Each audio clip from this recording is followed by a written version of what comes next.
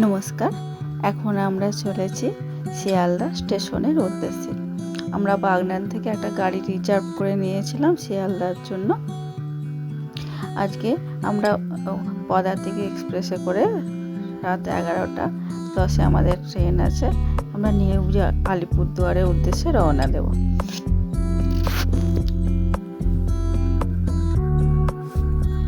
এরকম ফারাক্কা ব্রিজের মতো এরকম অনেকগুলো ব্রিজ পেরিয়ে আমরা চলেছি এখন নিউ আলিপুরদুয়ারের উদ্দেশ্যে।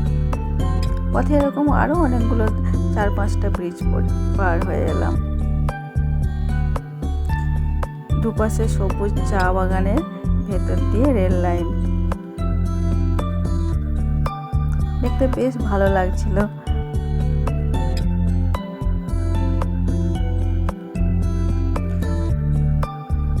এরপরে পরপর কয়েকটা স্টেশন পার হয়ে আমাদের ট্রেন এবারে অনেকটাই লেট ছিল। আমাদের পৌঁছানোর কথা ছিল 12:40, কিন্তু আমরা পৌঁছেছি প্রায় 2টোর সময় নিউ আলিপুরদুয়ারে।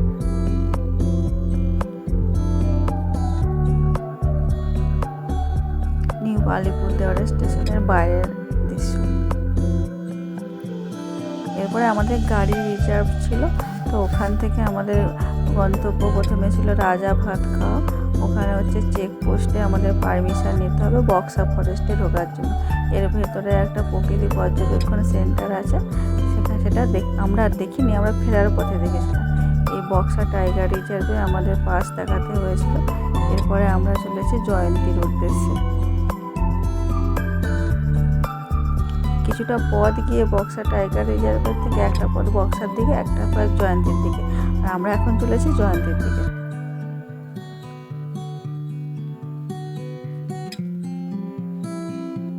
পুরো পথটাই একদম ছাওয়া, শাল, সেগুন এইসব গাছে ভরা। বাইরের প্রকৃতির দৃশ্যটা দেখতে ভীষণ ভালো লাগছিল। সূর্যের আলো মাঝে মাঝে পড়ছে, সব জায়গায় মনে হয় পৌঁছায়ও নি।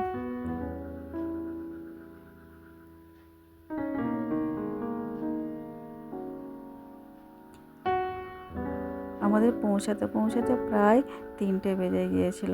জয়ন্তী যে বাস স্ট্যান্ড, সেখান থেকে মিনিট 2-3 ভেতরে, একদম জয়ন্তী রিভার বেডের কাছে নয় আমাদের হোমস্টেটা। আমরা গাড়ি করে এখান পর্যন্ত আমাদেরকে নিয়ে এসেছিল। আমাদের হোমস্টেতে এখন পৌঁছাচ্ছি, সেই দৃশ্যই আপনাদের দেখাচ্ছি। একটা ছোট গ্রামের মতোই, চারপাশে পরিবেশটা বেশ ভালো।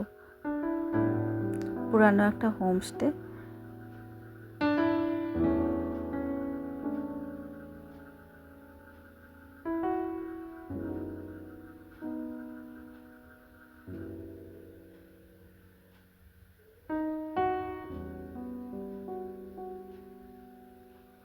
হোমস্টের ভেতরটা পুরোটাই গাছে ভরা, জঙ্গলের মধ্যে একরকম।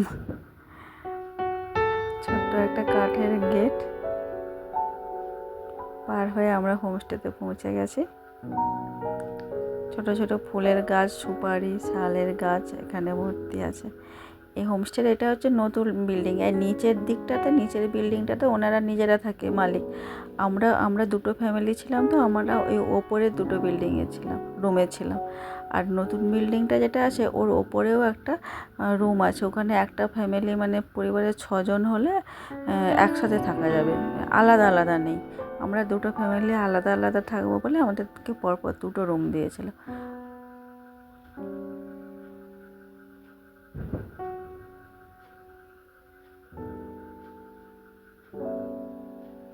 ওপরটাতেও ব্যালকনি মতো আছে, আর নিচেরটা এখানটা তো ডাইনিং এরিয়া। আমরা এসেই আগেই খাবারের জন্য অর্ডার বলে দিয়েছিলাম। অবশ্য ওনারা আগেও ফোন করে জেনে নিয়েছেন, আমাদের অনেকটাই লেট হয়েছিল, ট্রেন অনেকটাই লেট থাকে। এখানে একটা বনফায়ার করার জায়গা আছে, নিচে এখানে বসার জায়গা। পরিবেশটা বেশ ভালো।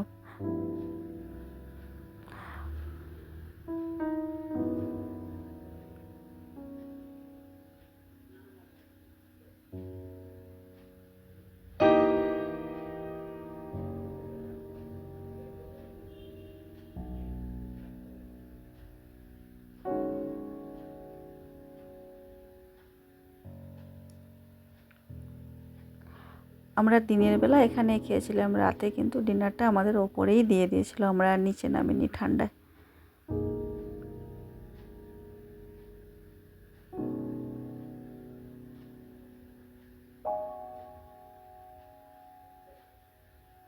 ওইখানটাতেই কিচেনের রুম আছে ওনাদের।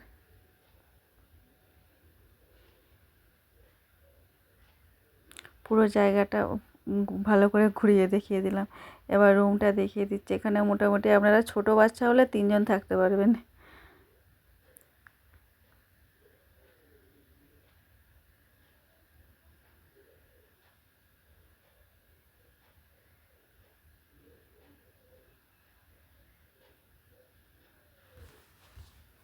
গরম জলের ব্যবস্থা ছিল, অসুবিধা নেই।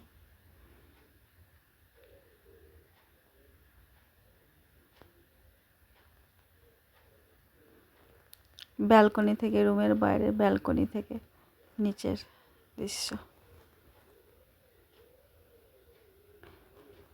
এখানে আমাদের খাওয়ার ব্যবস্থা হয়েছিল, এখানটা ডাইনিং প্লেসটা।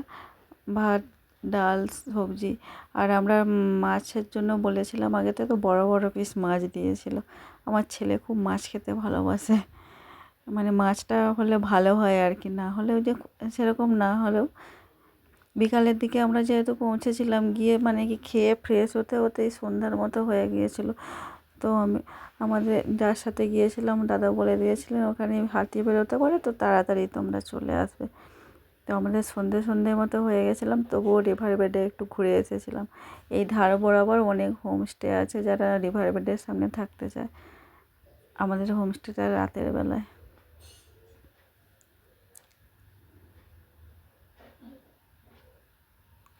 রাতে আমাদেরকে স্ন্যাক্সে পেঁয়াজ পকোড়া দিয়েছিল। পকোড়াটা না এত মুচমুচে, খুব টেস্টি ছিল।